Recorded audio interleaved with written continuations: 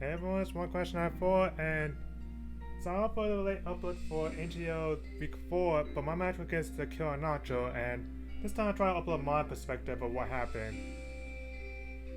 His team was really difficult to build around, but this one we actually discussed what happened at the end, but I feel like I played pretty good on it. I have some really good ideas from it, and plus this transaction, I decided to take out Kamala and upgrade the audio tier for Snorlax.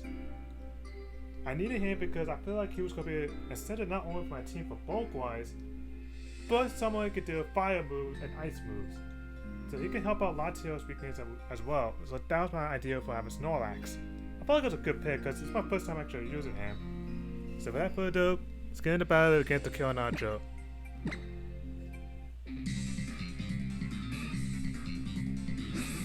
I was feeling that he was going to lead with either Crocodile or Whack-A-Mole, but my best lead option was Manaphy because I'm actually Choice Guard. But I was not expecting he would lead with Charizard Y. I knew if his team did not kill as much default because he had to play hyper aggressive at this point. But here in turn 1, me and him were actually discussing what happened, but if I was killing Hidden Power Walk, I could have just one-shot him and ended him right there and there. Unfortunate for me, I did not kill Hidden Power Walk. And I was beating myself up for not having it. I was so focused about anything else that I didn't realize how useful that move will be. But as I go for you to just set up the Shy Guy with Curse, knowing that he can take a special hit, even Fire or Solar Beam. I was originally going to even go Maid Guy from Paper Mario, but unfortunately the gen didn't allow me to, so Shy Guy is. So he decided to go for Solar Beam. When I Crocodile, I was okay with this decision because I was thinking he was going to be his wall in the team. Why I have Curse, so I could have +1 defense. Don't. Sure, I lost speed, but it doesn't really matter for Snorlax. But he revealed a low kick this entire time, and that was before my Snorlax. Luckily, my Papa Bear did in fact activate, which after I first time actually using it, and I got a little great at using Facade, not Facade, Curse, but my other two moves I have were, what were they? I know it's Facade for one, but Fire Punch. It was Fire Punch. It was actually for the Celestial Stealer. But unfortunately, because I was running Thick Fat, I was not low enough to do it. So that was but it wasn't because I messed up a gen. I gave it Thick Fat just so I could at least tank the hit. But I decided to switch out to Lloyd, my Mecha Latios, and this is probably the hardest part against his team because how to sweep. I didn't realize it was Scarf, but he would decide to go into his Whack-A-Mole. And I felt like this point I had to set up. I decided to make it about wide now just so I could get the Calm Mind going. So I decided to set a Calm Mind. Now the only downside with this set is that I couldn't hit Celestial hard enough because it's actually either give up one or because I actually have Ice Beam for another move slot for it, and that was for Crocodile, which I was feeling the most. So I decided to give a Thunderbolt for against a Whack-A-Mole because, surprisingly enough, after the discussion, he actually killed a barrier that would do electric type moves. So one time I did not kill a Thunderbolt was a good thing for me against a Whack-A-Mole. I decided to go for a recover just so I could get some HP enough. At this point, I decided to go for the second leech track. I was max health, I think I'm max defense, but I have Bold Nature to help it. And at this point, I think I had enough just to go for Store Power. Honestly, now I think about it, I should have won Side Shock at this point. Because Store Power was my strongest move. And I lived on 2 HP. I was so happy I lived that. I decided to go for one more Store Power just to finish him off. And there goes the Whack-A-Mole. Getting the first blood already, which is really good for Mega Latios' case.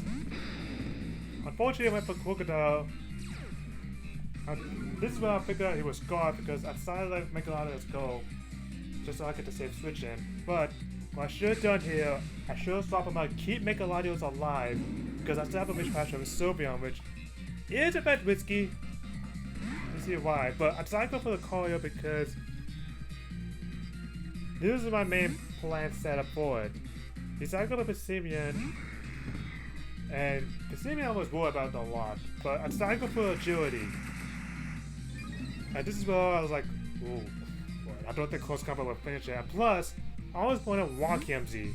So Walk-MZ would not do enough to kill it. So I decided to go to Sylveon and take the hit. Just play it a little bit more safer. After I made that call, I decided I knew Sylveon can definitely take care of guys. I had 2 physical walls because that's where my process went. Because if I let go of Latios, I could still go into Sylveon to deal with Crocodile. But it didn't cross my mind so that's a Stealer. I decided to go for the Wish just so I can get at least a heal off the possibility with Snorlax. That way I can take on the rest of his team. The unfortunate thing is he was one at Adamant. And plus, because I didn't have my power bear popped off with the Thick Fat ability, the Earthquake unfortunately finished up with Snorlax because I want to max out max special defense, but not so much on physical bulk, and plus I have no curses, I was unfortunately knocked out. So because of that, he got an attack boost wise, and I decided to go into Riku. I knew I was killing Blaze Kick for him, but I knew if I was actually feeling, but when we discussed this, he was killing the Oko Berry with reduced fire type moves. I was right thinking of not going to Blaze Kick, but my other thought process was, what if he was killing Weakness Policy? I know Celestial is fat, and if he was killing that move item, I would just pretty much give in the game from there. But I decided to go with Continental Clutch, because I was actually for the Wagon if it did switch in, but it did over half, which is pretty good damage. Not too mad with that. Unfortunately, Riku had to go down the downside for it. He got the damage off really nicely on him, and so I go for KO. KO is my choice card for the team. I know if I can resist his Steel type move, so I decided to go for Server, hoping I can finish up the remaining HP it has. Unfortunately, he still lived with the quarter of it, like 20% of that. But surprisingly, I'm going to go for Superpower, which is his strongest attack is, and maybe +2, Mana Beast still lived. So KO will in fact get the kill on Sun Steel. So nice information from now. Like I should rely on KO to at least tank at least a couple of hits, because I was kind of upset and worried about KO, but then it would reveal Leafeon, and since I lost Latios, there was no way to safely bring it in.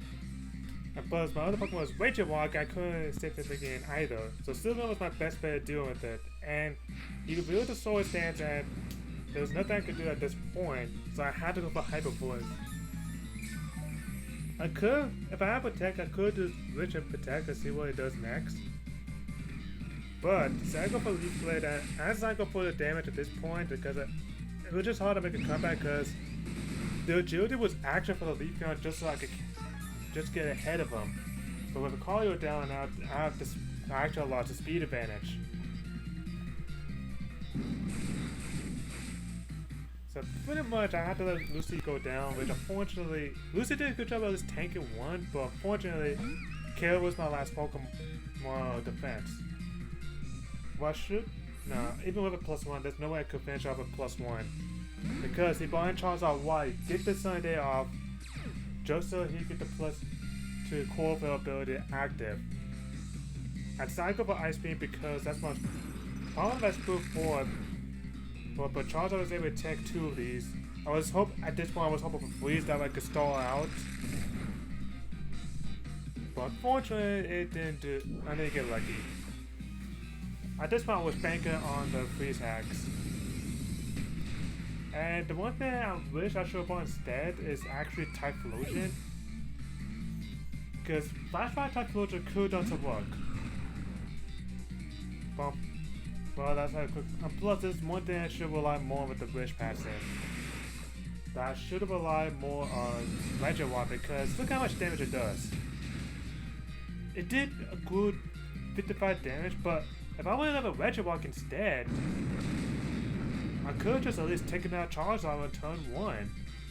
But because I wasn't so focused on stealth walking, I was definitely left in a devastator at this point. So because of, he definitely got the win at this point.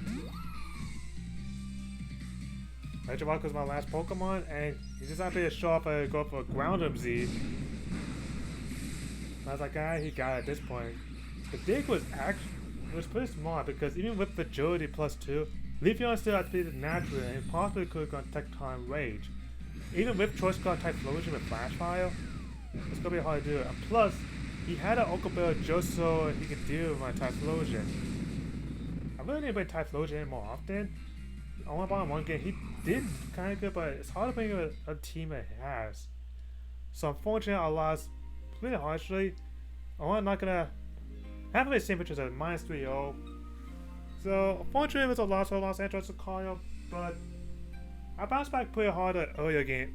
Earlier games I usually had a tough time getting used to my team, but now sorry about that if you heard that. But that's the end of the match. So however, don't go anywhere because I got one more match for you guys. We just did our battle. I just did my battle with Bernard, and I'm going to upload along with this game. So there's one question I have for. See you soon.